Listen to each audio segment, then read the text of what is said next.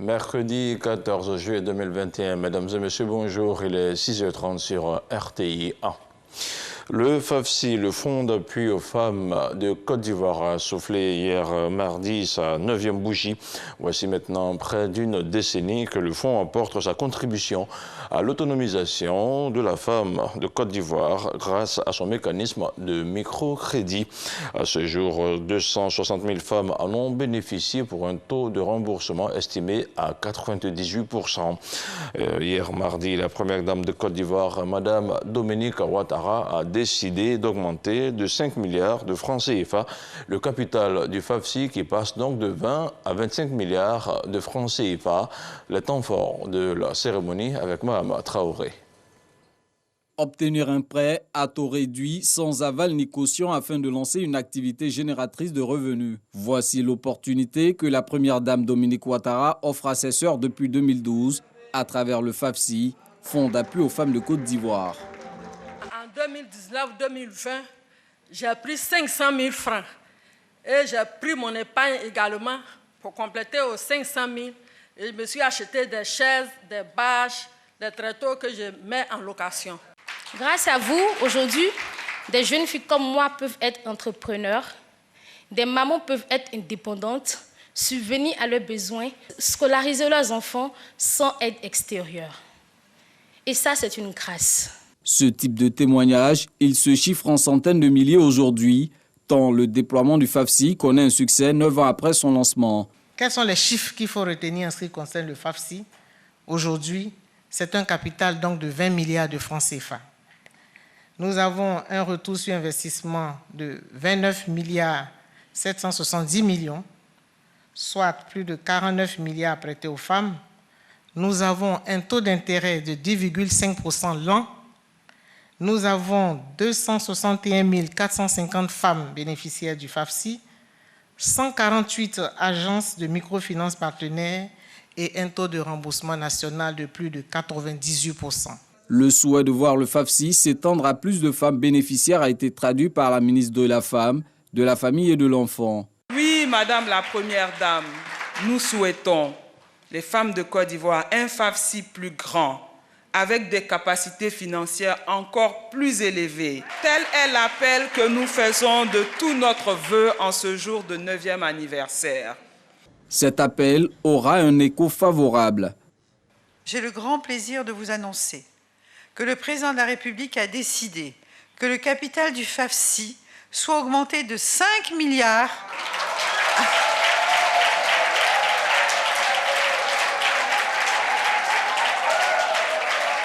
de 5 milliards à compter de ce jour. Le capital du FAFSI s'élèvera donc à 25 milliards, ce qui permettra à encore plus de nos sœurs d'adhérer au FAFSI.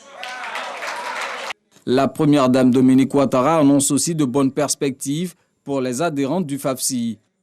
Après 9 années de succès et fort de la confiance sans cesse renouvelée du président de la République, le fonds a atteint un capital de 20 milliards de francs CFA. Il permet à 260 000 femmes entreprenantes et dynamiques d'être financièrement autonomes et de subvenir à leurs charges familiales. Cela constitue pour moi une immense fierté. Nous ne comptons pas nous arrêter en si bon chemin. Nous avons en projet, avec l'accompagnement du gouvernement, la construction de marchés dans plusieurs localités. Le FAFSI ambitionne une collaboration avec d'autres structures, dont la CNPS, toute chose qui permettra à nos sœurs d'être couvertes en cas de maladie, d'accident, de maternité et de vieillesse. Le FAFSI est aussi reconnaissant envers celles qui contribuent à sa réussite. 16 de ces vaillantes femmes issues de toutes les régions du pays ont ainsi été distinguées par la première dame lors de ce 9e anniversaire.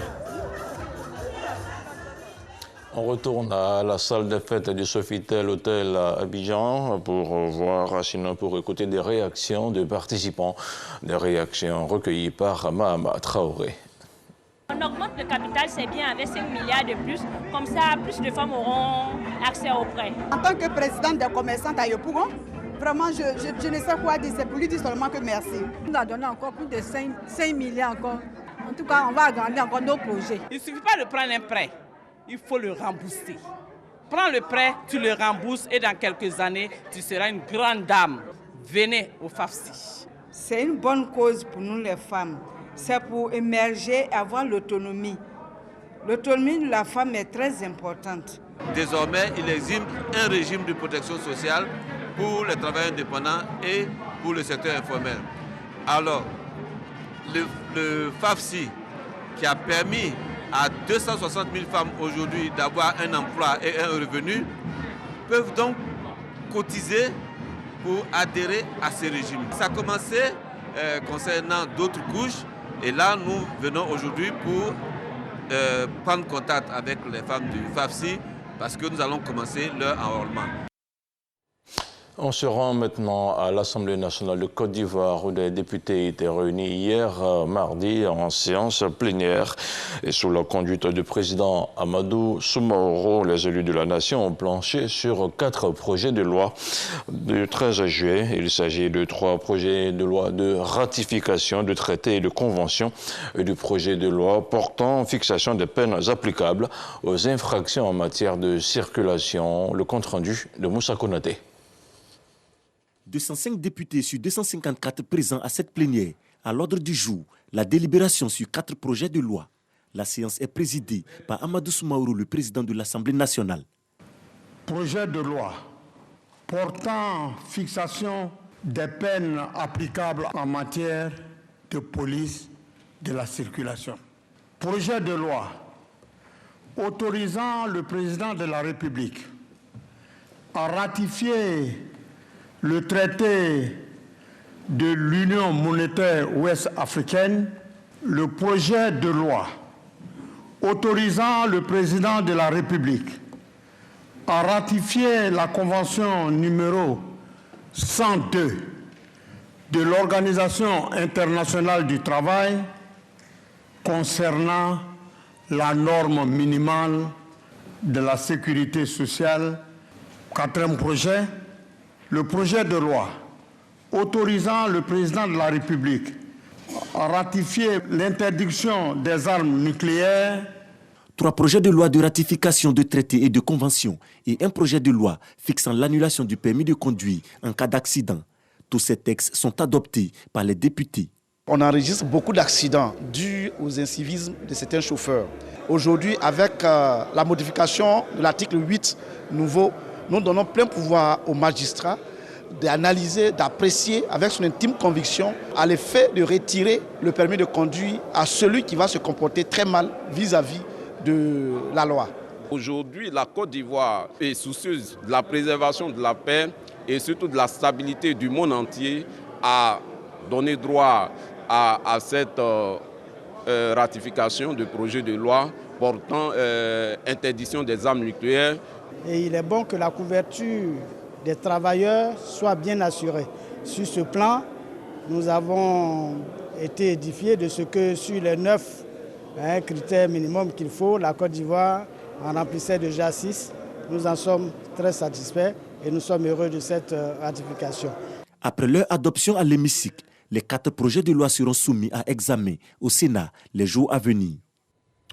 La semaine nationale du civisme a démarré lundi dernier et se poursuivra jusqu'au 17 juillet prochain à Abidjan, mais aussi à Bouaké. Le lancement officiel des activités de l'édition 2021 a eu lieu à l'auditorium de la primature. Rappelons que la 11e édition de la semaine nationale du civisme sera marquée par la promotion des armoiries de la République de Côte d'Ivoire. La communauté musulmane de Côte d'Ivoire va célébrer l'Aïd el-Kébir le 20 juillet prochain. L'annonce a été faite hier mardi par le COSIM, le Conseil supérieur des imams, des mosquées et des affaires islamiques en Côte d'Ivoire. Une déclaration recueillie par Demadongui, connue par Gassoro. Le Conseil supérieur des imams, des mosquées et des affaires islamiques en Côte d'Ivoire, COSIM, et l'AMSI CODIS, informe la communauté musulmane que la station d'Arafat à la Mecque aura lieu, Inch'Allah, le lundi 19 juillet 2021. Par conséquent, la fête de la Tabaski aura lieu en Côte d'Ivoire, Inch'Allah, le mardi 20 juillet 2021. Les imams souhaitent bonne fête de Tabaski à toutes et à tous. Nye kibaro aye kabwanya limami tomba fla yoro Côte d'Ivoire Kozim ani Amsi Kodis. Koka silama be la jeni lalonia kafo Arafa. Bena ben teneloma je kalo teletan ani konondo 2021 la kolado. Nala sonama Seriba. Obena ben taratama je kalo tele munga 2021 la. Limamu be Allah subhanahu wa ta'ala dalla ka seli heresha ala mokela. Autre chose à présent, l'édition 2021 des Journées nationales des métiers se tient à Yamoussoukro. Les échanges portent sur le renforcement de capacité des acteurs des finances et de la comptabilité. Ceux de la logistique et des achats sont aussi concernés. Il s'agit d'une plateforme dynamique, une école de formation continue au contact des pairs pour l'essor de l'entreprise. L'initiative du groupe Marcel Zadikessi bénéficie du soutien de la RTI. On regarde le compte-rendu de Kader Sogodogo. Ils sont des responsables d'entreprises du privé comme du public. Ils sont des spécialistes des finances et de la comptabilité, de la logistique et des achats. Ils se retrouvent à Yamoussoukro pour des journées qui sont consacrées à leur métier. Des conférences, des panels sont au programme pour leur permettre d'avoir un cadre de partage d'expériences pour l'essor de leurs entreprises. Résilience de l'entreprise, levier stratégique et opérationnel. Défis logistiques, achats et moyens généraux en période de crise. Gestion financière en période de crise. Des thèmes au menu des travaux. On a souhaité mettre en interface les métiers des finances et de la comptabilité en cohabitation avec les métiers de la logistique et des achats. C'est de permettre aux gens au sein des organisations de ne plus se regarder en chien de faïence, de collaborer, de construire le bien-être de l'organisation. Et je pense qu'on a eu l'avantage de recevoir des experts. Une véritable école de formation continue. La Covid-19 a secoué l'ensemble de l'économie mondiale et singulièrement l'économie ivoirienne. De façon générale, je pense que notre entreprise a réussi à s'en sortir. Très vite, les dispositions que nous avons mises en place pour supporter la forte demande, nous avons pu donc monétariser ces dispositions. Les revenus ont commencé à monter. La résilience est un atout très important pour toute entreprise qui veut garder ses avantages compétitifs, parce que c'est la résilience qui lui permet de continuer de se développer quand bien même l'environnement ne serait pas un environnement qui serait favorable. Pour pouvoir avoir cette résilience dans l'ADN d'une organisation, le maître mot c'est l'anticipation sous un leadership pour pouvoir donc prendre des décisions et avoir des réactions qu'il faut pour continuer le développement de l'entreprise. Les Journées nationales métiers sont une initiative du groupe Marcel Zadikessi, MZK Group, avec le soutien de nombreuses structures, dont la SEGRAE et la radiodiffusion télévision ivoirienne RTI. L'actualité internationale nous conduit au Mali où la situation est à nouveau très tendue dans le cercle de Niono, dans la région de Ségou au centre du pays. C'est dans ce cercle qu'avait été conclu en mars dernier un accord entre les djihadistes de la Katiba Massina, membres du groupe de soutien à l'islam et aux musulmans, un groupe allié à AQMI, et les chasseurs traditionnels d'Ozo de la zone qui tentaient de leur faire face. Depuis le 3 juillet dernier, selon plusieurs sources locales, entre 3 et 6 chasseurs d'Ozo ont été tués et plusieurs autres blessés par les djihadistes de la Katiba Massina dans les villages du cercle de Niono, notamment dans la commune de Dogofri qui rassemble plusieurs hameaux. La situation pourrait s'envenimer. Hors du continent africain, en France, après des festivités très restreintes l'an dernier en raison de la pandémie de Covid-19, ce 14 juillet marque le retour des défilés armés. Gagner l'avenir, c'est le thème choisi pour ce 14 juillet. Après 1 an et demi de pandémie, le traditionnel défilé de la fête nationale doit être porteur d'espérance et tourné vers le futur. Ainsi seront mis à l'honneur l'armement de pointe et l'engagement en zone extérieure avec les partenaires partenaires européens notamment et la Task Force Takuba, mais aussi évidemment la jeunesse représentée par les élèves des écoles militaires. Au son des fanfares de la garde républicaine, les hommages commenceront vers 12h GMT par l'arrivée du président de la République Emmanuel Macron. Suivra ensuite le défilé des 73 appareils de l'armée de l'air avec en tête la fameuse patrouille de France et son éclaté bleu, blanc, rouge au-dessus des Champs-Élysées. Voilà, c'est tout pour ce 6h30. L'information revient à 10h sur RTI A.